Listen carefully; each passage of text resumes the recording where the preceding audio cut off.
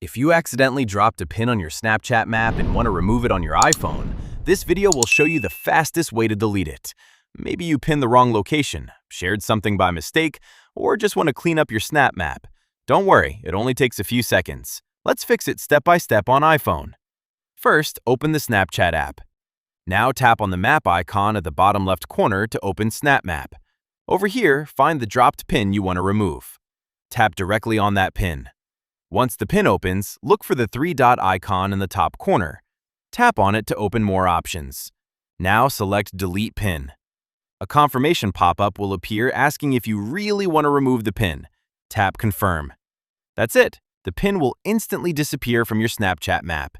If you still can't remove the pin, try closing and reopening Snapchat or updating the app from the App Store.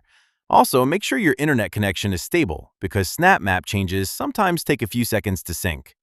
And quick question for you guys. Did you accidentally drop the pin or were you trying to hide a location from friends? Comment below and let me know if this worked on your iPhone or if Snapchat is still giving you problems.